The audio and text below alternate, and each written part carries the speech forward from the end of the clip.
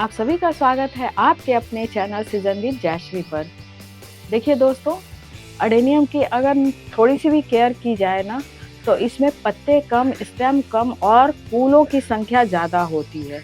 बहुत ज़्यादा बंचेज में फूल आते हैं इसमें, और ये अभी का समय अडेनियम के लिए बहुत ही परफेक्ट होता है, क्योंकि अडेनियम जो है वो समर लविंग प्लांट है, इसलिए इसे डेजर्ट रोज़ के नाम से भी जाना जाता है।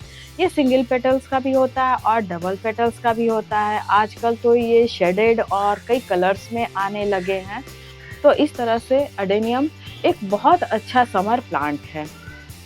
लगभग 20 से 25 दिनों पहले यानी कि पिछले महीने मैं इसकी कटिंग कर दी थी। अडेनियम को ना बहुत ज़्यादा कटिंग करना होता है ताकि ये बिल्कुल मार्च में फ्लावरिंग के लिए तैयार हो जाए। तो इसकी कटिंग जो है ना वो ऊपर से थोड़ी थोड़ी नहीं की जाती। ज्यादा कटिंग करने से इसमें थोड़ा ब्रांचेस ज्यादा निकलते हैं और हर ब्रांच में फ्लावरिंग होती है, और वो भी बंच में। इसकी फ्लावर की एक खासियत होती है कि जब इसमें फ्लावर आते हैं ना तो वो प्लांट्स पर लगभग 15 से 20 दिनों तक बने रहते हैं, यानी कि वो जल्दी मुरझाकर ड्रॉप नहीं होते। देखिए, मैं थोड़ा पास से आपको दिखा रही हूँ। इसमें अभी से ही कलियां बनने लगी हैं, यानी कि कटिंग के 20 से 25 दिनों के बाद देखिए इसमें छोटी छोटी सी कलियां आने लगी हैं। अभी आपको कैमरे में ज्यादा नहीं दिखाई दे रहा होगा, मैं पास से आपको दिखा रही हूँ। इसमें छोटी छोटी सी कलियां आने लगी हैं। तो इस तरह से अगर इसका सॉइल थोड़ा अच्छा बनाया जाए, यानी इसके लिए प्रॉपर सॉइल बनाया जाए और इसमें थोड़ी सी देखभाल की जाए, तो ये बहुत ज्यादा आपको फ्लावरिंग देने वाला प्लांट है। दोस्तों, क्या होता है ना कि अडेनियम का जो सॉइल मीडिया हम लोग तैयार करते हैं वो बाकी सब प्लांट्स के सॉइल से बिल्कुल डिफरेंट होता है। आपको ये दिख रहा होगा कि इसमें बहुत ज्यादा काला काला चारकोल का टुकड़ा है, चूरा है। तो इसमें मैं क्या करती हूँ ना, इसमें सॉइल की क्वांटिटी बहुत कम रखती हूँ, और इसमें सैंड यानी कि वाइट सैंड होता है ज़्यादा, और परलाइट या फिर राइस हस्क मिक्स करती हूँ, और फिर चारकोल का चूरा या फिर आप सैंड के मोटे मोटे जो दाने होते हैं ना वो मिक्स कर दीजिए। मत करने का मतलब बिल्कुल ड्रेनेज मिट्टी इसके लिए तैयार करना होता है, क्योंकि अडेनियम में बिल्कुल ड्रेनेज सिस्टम बना रहना चाहिए। बिल्कुल वेल ड्रेन मिट्टी तैयार करना चाहिए, नहीं तो अगर जरा सी भी वाटर रुक गई ना तो ये फिर इसके कॉडेक्स जो है वो बिल्कुल फंगस लग जाएगा, या तो गल जाएगा या सूख जाएगा। ये मतलब कह सकते हैं कि अडेनियम के लिए वाटर जो है ना बहुत बड़ा दुश्मन है। और इसमें वीक में 2 बार ही पानी डालिए इस समर में। आप जब भी इस तरह से सूखी भुरभुरी मिट्टी हो तभी डालिए। और आप देख सकते हैं कि हमारे छोटे छोटे अडेनियम के प्लांट में कॉडेक्स कितने सुंदर लग रहे हैं, कितने अच्छे कॉडेक्स तैयार हुए हैं। तो ये कॉडेक्स कैसे तैयार हुए हैं और कटिंग के बाद इतनी जल्दी यानी 20 से 25 दिनों में इसमें इतनी अच्छी ग्रोथ हो रही है, और इसी में छोटी छोटी कलियां भी बन रही हैं। तो मैं क्या इसमें ऐसा डालती हूँ, इसके लिए मैं क्या करती हूँ, वो एक सीक्रेट मैं आज आप लोगों के साथ शेयर करूंगी।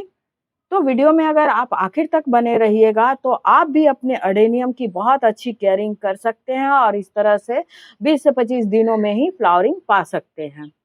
अडेनियम के फ्लावर्स में तो ब्यूटी होती ही है, साथ ही साथ इसके कोडेक्स में भी बहुत ब्यूटी होती है। कोडेक्स देखने में बहुत अच्छा होता है।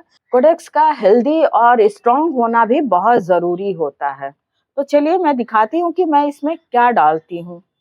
ये देखिए दोस्तों, ये है वो सीक्रेट चीज जो मैं अपने अडेनियम को देती हूँ और भर भर कर फ्लावरिंग मुझे मिलती है, और ये इसे कहते हैं पोटास।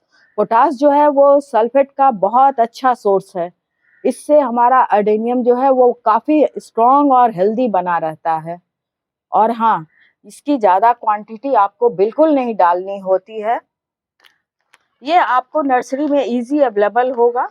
नर्सरी में ये 70 रुपए, 80 रुपए से लेकर 100 रुपए तक में मिल जाता है। ये 1 किलो का पैकेट है, मुझे ये 70 रुपीज में मिला है। पता है दोस्तों, पोटास से क्या होता है, इससे अडेनियम में फूलों की संख्या बहुत अधिक हो जाती है, और फ्लावर का कलर भी जो है वो ज्यादा चमकीला यानी कि शाइनी फ्लावर होता है। साथ ही साथ पौधे की जो मजबूती है यानी पौधा स्ट्रांग होता है। इससे कोडेक्स और स्टेम भी मजबूत होता है। इससे एक फ़ायदा ये भी होता है कि पौधे की जो इम्यूनिटी है वो भी बढ़ती है और साथ ही साथ फंगस भी नहीं लगता इसमें।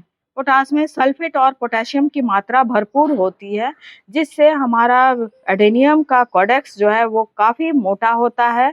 ओवरऑल पोटाश जो है वो एडेनियम प्लांट के ग्रोथ के लिए बहुत ही अच्छी चीज़ है। तो देखते हैं कि हमें इसे कैसे यूज़ करना है। फ्रेंड्स, इसे इस तरह से बिल्कुल नहीं डालना है। वो कैसे डालना है मैं अभी आपको दिखा रही हूँ। ये देखिए, 1 लीटर पानी में मैंने बिल्कुल 1 चम्मच ये पोटाश डाला। बस इतनी क्वांटिटी से इसमें डालनी है और इसे मिक्स कर देंगे और इसे कोई 24 घंटे या 2 दिन के लिए ढक कर नहीं रखना है। इसे फर्मेंटेड बिल्कुल ही नहीं करना है, ना ही इसे डाइल्यूट करना है। बस इसे 1 लीटर पानी में डालकर इस तरह से मिक्स कर देना है और थोड़ी-थोड़ी क्वांटिटी सभी एडेनियम के प्लांट्स में डालना है। ध्यान रहे फ्रेंड्स, पोटाश की क्वांटिटी अधिक नहीं होनी चाहिए, नहीं तो इससे हमारा एडेनियम बिल्कुल खराब हो जाएगा, पौधा सूख जाएगा। बस इस तरह से इसमें थोड़े-थोड़े से डाल देंगे।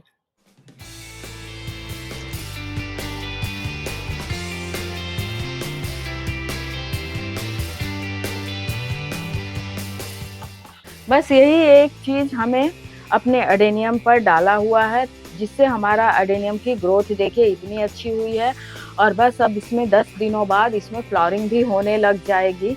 अगर आप भी अपने एडेनियम की इस तरह से सॉइल मीडिया तैयार करके उसकी केयरिंग करते हैं तो मतलब 100% आपके एडेनियम में फ्लावरिंग ही फ्लावरिंग दिखेगा और लीव्स तो बहुत कम दिखेंगे ही। ये तो हो गई एडेनियम की बातें। अब दोस्तों मैं आपके साथ एक कुछ और भी शेयर करने वाली हूँ।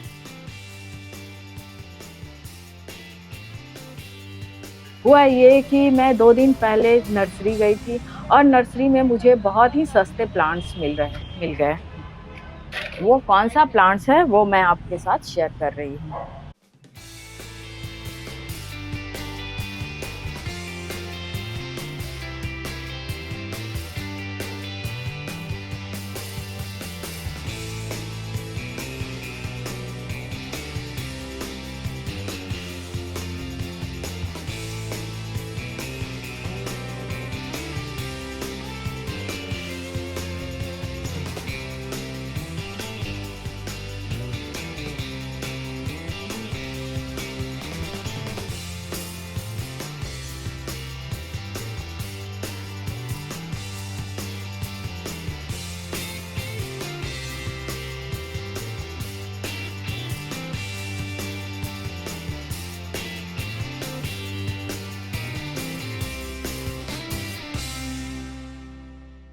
ये देखिए फ्रेंड्स, ये है वो प्लांट जो मुझे 10 रुपीज़ में मिले। ये देखिए 10 रुपीज़ में मुझे पिटूनिया मिला और मैरीगोल्ड भी 10 रुपीज़ में मिल रहा था। पर मुझे मैरीगोल्ड अभी नहीं चाहिए था, इसलिए मैं नहीं ली, क्योंकि इसके लिए काफ़ी सारे पॉट्स की भी रिक्वायरमेंट होती है।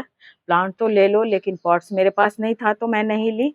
और ये प्लांट जो है नर्सरी वालों ने फेंक दिया था, मतलब नर्सरी के बाहर सारा फेंका हुआ था। तो मैंने पूछा आपने इसे क्यों फेंक दिया, तो उन्होंने कहा कि ये जो है अब फ्लावरिंग देना बंद कर दिया है तो इसे फेंके। तो मैं उसमें से 2 उठा ली। वैसे मैं और भी ले सकती थी पर मैंने नहीं लिया, क्योंकि कारण मैं बता चुकी हूँ कि मेरे पास भी पॉट नहीं थे, क्योंकि अब समर प्लांट्स लगाए जा रहे हैं ना पॉट में, तो मैं ज़्यादा नहीं ली। बस मुझे 2 लेना था तो ये फ्री में मुझे मिल गया और ये 20 रुपीज़ में मिल गया, यानी कि मुझे 20 रुपीज़ में 5 प्लांट्स मिल गए। है ना बहुत बढ़िया वाला और मस्त प्राइस में मिलने वाला पौधा। तो फ्रेंड्स, वीडियो यहीं पर ख़त्म होता है, लेकिन बागवानी और गार्डनिंग खेती बाड़ी का काम कभी ख़त्म नहीं होता। ये सिलसिला चलता ही रहता है और हमारा आपका मिलने का सिलसिला भी जारी रहेगा। अगली बार कुछ इसी तरह की रोचक जानकारी के साथ फिर मुलाकात होगी।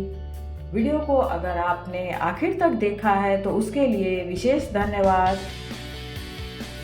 चलिए मिलते हैं फिर, तब तक के लिए बाय बाय।